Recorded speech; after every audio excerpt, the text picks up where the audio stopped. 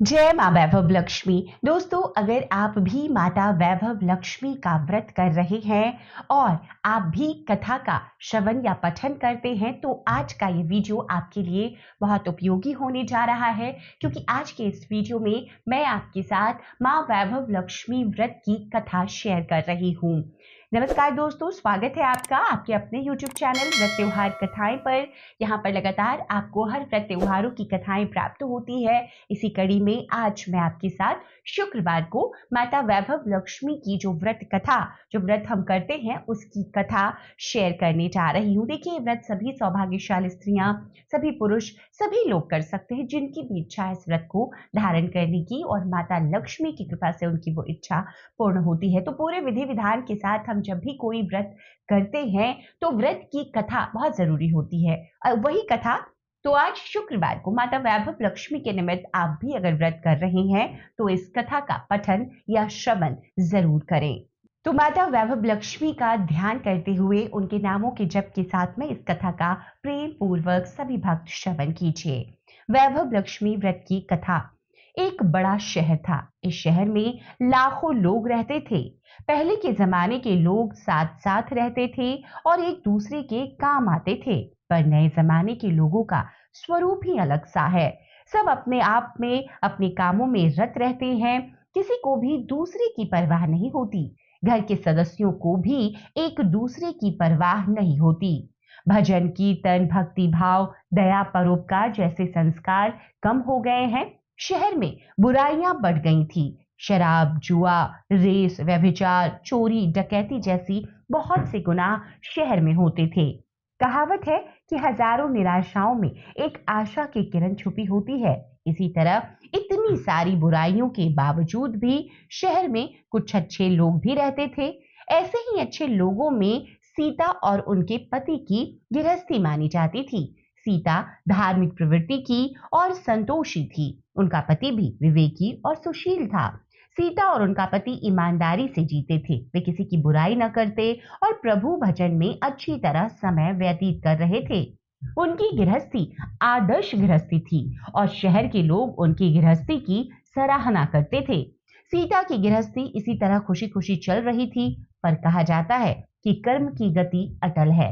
विधाता के लिखे लेख को कोई नहीं समझ सकता। इंसान का नसीब कब बदल जाए और पल भर में वो राजा को रंक बना दे, ऐसा कोई नहीं जानता। सीता के पति के पूर्व जन्म के कर्म भोगने के लिए बाकी रह गए होंगे।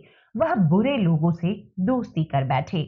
वह जल्द से जल्द करोड़पति होने के ख्वाब देखने लगा, इसीलिए गलत रास्ते पर चला गया और करोड़पति की बजाय रोडपति बन गया, यानी रास्ते पर भटकते भिखारी जैसी उसकी हालत हो गई थी। शहर में शराब, जुआ, रेस, चरस, गांजा वगैरह बुराइयां फैली हुई थी। उनमें सीता का पति भी फंस गया। दोस्तों के साथ उसे भी शराब की आदत हो गई। जल्द पैसा बनने वाले की लालच में दोस्तों के साथ रेस, जुआ भी खेलने लगा। इस तरह बचाई हुई धनराशि, पत्नी के गहने, सब कुछ रेस और जुए में गवा बैठा।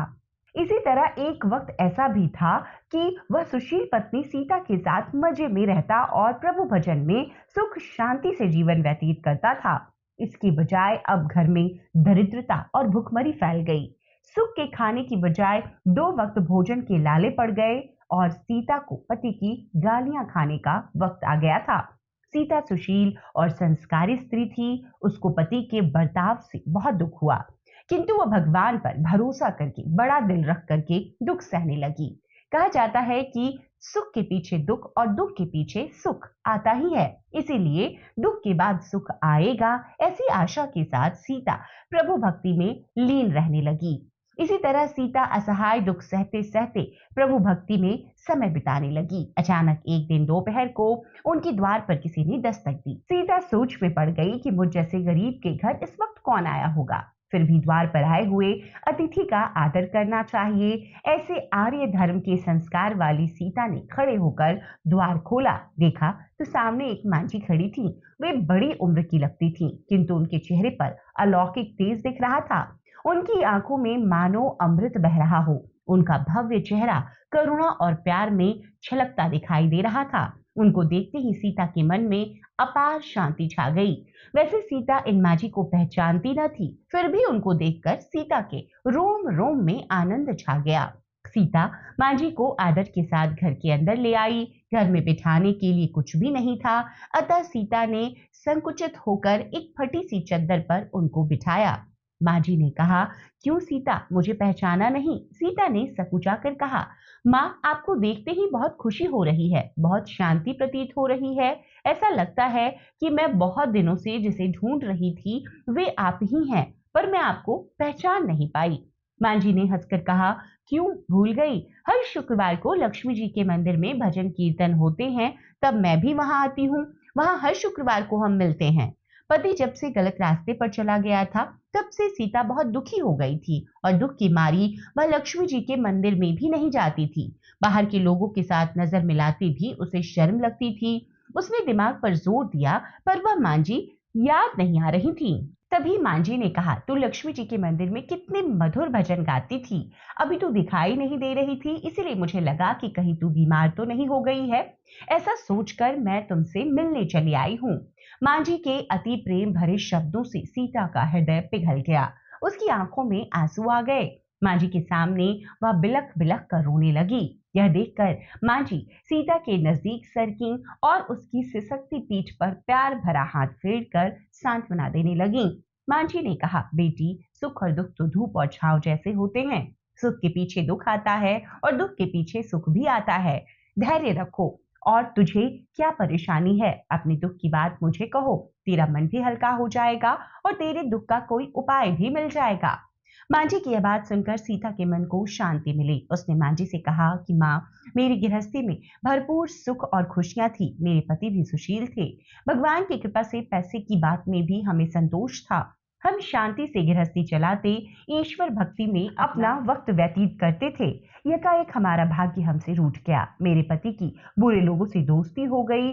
बुरी संगति की वजह से वो शराब, जुआ, रेस, चरस, गांजा वगैरह खराब आदतों के शिकार हो गए और उन्होंने अपना सब कुछ गंवा दिया। हम रास्ते के भिखारी जैसे बन गए हैं। यह सुनकर मांझी ने कहा, सुख के पीछे दुख और दुख के पीछे सुख आता ही है। और ऐसा भी कहा जाता है कि कर्म की गति न्यारी होती है।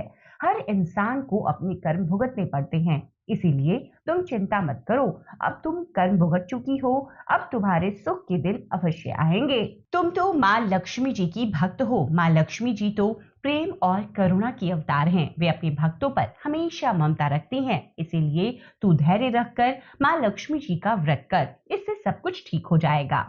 माँ लक्ष्मी जी का व्रत करने की बात सुनकर सीता के चेहरे पर चमक आ गई। उसने पूछा, माँ लक्ष्मी जी का व्रत कैसे किया जाता है, वह मुझे समझाइए, मैं यह व्रत अवश्य करूंगी। मांझी ने कहा, बेटी, माँ लक्ष्मी जी का व्रत बहुत ही सरल है। उसे वरलक्ष्मी व्रत या वैभव लक्ष्मी व्रत भी कहा जाता है। यह व्रत सब प्रकार की मनोकामनाएं पूर्ण करने वाला है। सुख, संपत्ति और यश प्राप्त होती है। ऐसा कहकर मांझी वैभव लक्ष्मी व्रत की विधि बताने लगी। बेटी, वैभव लक्ष्मी व्रत वैसे तो सीधा साधा व्रत है, किंतु कई लोग यह व्रत गलत तरीके से करते हैं, अतः उसका फल नहीं मिलता। कई लोग कहते हैं कि सोने गहनों की हल्दी कुमकुम से पूजा करो, बस व्रत हो गया, तभी उसका फल मिलता है। सिर्फ सोने के गहनों की पूजा करने से फल मिल जाता तो आज सभी लखपति बन गए होते। सच्ची बात यह है कि सोने के गहनों का विधि से पूजन करना चाहिए। व्रत के उद्यापन की विधि भी शास्त्रीय होनी चाहिए, तभी यह वैभव लक्ष्मी व्रत पूर्ण फल देता है। यह व्रत शुक्रवार को करना चाहिए। सुबह में स्नान करके स्वच्छ कपड़े पहनो और सारे दिन मन में जय माँ लक्ष्मी का स्मरण करते रहो। किसी की चुगली नहीं करनी चाहिए। शाम को पूर्व दिशा में मुंह रहे इस प्रकार आसन पर बैठ जाओ। सामने पाटा रखकर उसके ऊपर रुमाल रखो। रुमाल पर चावल का छोटा सा ढेर करो। उस ढेर पर पानी से भरा तांबे का कलश रखकर कलश पर एक कटोरी रखो।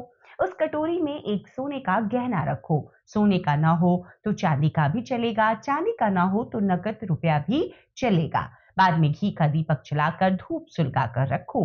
माँ लक्ष्मी जी के बहुत स्वरूप हैं और माँ लक्ष्मी जी को श्री यंत्र अति प्रिय है, अतः वैभव लक्ष्मी व्रत विधि अनुसार करते वक्त सर्वप्रथम श्री यंत्र और लक्ष्मी जी के विविध स्वरूपों का सच्चे भाव से दर्शन करो। इसके बाद माँ लक्ष्मी जी के विविध स्वरूपों की छवि और श्री यंत्र जो कि पुस्तक में दी गई है, उनके दर्शन के बाद में लक्ष्मी स्तवन का पाठ करो। बाद में कटोरी में रखे हुए गहने या रुपयों का हल्दी कुमकुम और चावल चढ़ाकर पूजन करो और लाल रंग का फूल चढ़ाओ। शाम को कोई मीठी चीज बनाकर उसका प्रसाद रखो, न हो तो शक्कर या गुड़ भी चल सकता है। फिर आरती करके 11 बार सच्चे मन से जय माँ लक्ष्मी ऐसा बोलो। बाद में 11 या 21 शुक्रवार यह व्रत करने का दृढ़ संकल्प माँ के सामने करो और आपकी जो मनोकामना हो वह पूरी करने को माँ लक्ष्मी जी से विनती करो। फिर माँ का प्रसाद बांट दो और थोड़ा प्रसाद अपने लिए रखो। अगर आप में शक्ति हो तो सारा दिन उपवास रहो, सिर्फ प्रसाद खाकर शुक्रवार करो। न शक्ति हो तो एक बार शाम को प्रसाद ग्रहण करते समय फलाहार या खाना खा सकते हैं। अगर थोड़ी शक्ति भी ना हो तो 2 बार भोजन भी कर सकते हैं। बाद में कटोरी में रखा गहना या रुपये उठा लो, कलश का पानी तुलसी की क्यारी में डाल दो और चावल पक्षियों को डाल दो। इसी तरह शास्त्रीय विधि अनुसार व्रत करने से उसका फल अवश्य मिलता है। इस व्रत के प्रभाव से सब प्रकार की विपत्तियां दूर होकर आदमी मालामाल हो जाता है। संतान न हो तो उसे संतान की प्राप्ति होती है। सौभाग्यवती स्त्री का सौभाग्य अखंड रहता है। कुंवारी लड़की को मनभावन पति मिलता है। सीता यह सब सुनकर आनंदित हो गई। फिर उसने पूछा, माँ, आपने वैभव लक्ष्मी व्रत की जो शास्त्रीय विधि बताई है वैसे मैं अवश्य करूंगी, किंतु इसका उद्यापन किस प्रकार करना चाहिए, कृपया कर यह भी बतलाइए। माँ जी ने कहा, 11 या 21 जो मन्नत मानी हो उतने शुक्रवार यह वैभव लक्ष्मी व्रत पूरी श्रद्धा और भावना से करनी चाहिए। व्रत के आखिरी शुक्रवार को जो शास्त्रीय विधि अनुसार उद्यापन विधि करनी चाहिए वह मैं तुम्हें बताती हूँ। आखिरी शुक्रवार को खीर या नैवेद्य रखो। पूजन विधि जैसे हर शुक्रवार को करते हैं वैसे ही करनी चाहिए। पूजन विधि के बाद श्रीफल फोड़ो और कम से कम 7 कुंवारी या सौभाग्यशाली स्त्रियों को कुमकुम का तिलक करके वैभव लक्ष्मी व्रत की एक एक पुस्तक उपहार स्वरूप देनी चाहिए। सबको खीर का प्रसाद देना चाहिए। फिर धन लक्ष्मी स्वरूप, वैभव लक्ष्मी स्वरूप माँ लक्ष्मी जी की छवि को प्रणाम करो।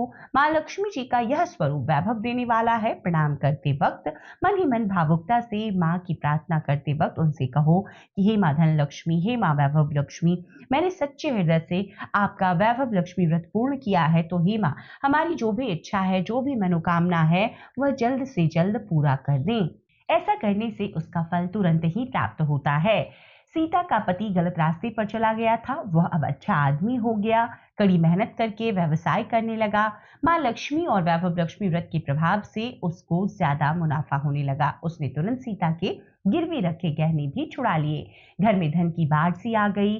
घर में पहले जैसी सुख शांति छा गई। वैभव लक्ष्मी व्रत का प्रभाव देखकर मोहल्ले की दूसरी स्त्रियां भी शास्त्रीय विधि पूर्वक वैभव लक्ष्मी व्रत करने लगी। हे माँ धन लक्ष्मी, आप जैसे सीता पर प्रसन्न हुई उसी तरह आपका व्रत करने वाले सब पर प्रसन्न होना, सबको सुख शांति देना। जय माँ धन लक्ष्मी, जय माँ वैभव लक्ष्मी। तो दोस्तों, इस प्रकार से माता वैभव लक्ष्मी की यह व्रत कथा है। अगर आप भी इस व्रत को धारण करना चाहते हैं या आप कर रहे हैं तो आपको कथा का श्रवण पठन जरूर करना चाहिए। उम्मीद करती हूँ आपको कथा पसंद आई होगी। अगर कथा पसंद आई हो तो वीडियो को लाइक जरूर कर दीजिएगा। चैनल पर पहली बार आए हैं तो यहाँ पर आपको हर त्योहारों से जुड़ी हुई सभी जानकारियां संपूर्णता से प्राप्त होती है, सभी कथाएं आपको प्राप्त होती रहती है। तो चैनल को सब्सक्राइब कर लें और नोटिफिकेशन के लिए बेल बटन को प्रेस कर दें, ताकि जब भी मैं कोई वीडियो शेयर करूं उसकी नोटिफिकेशन आपको सबसे पहले प्राप्त हो सके। जय माँ वैभव लक्ष्मी। हर हर महादेव।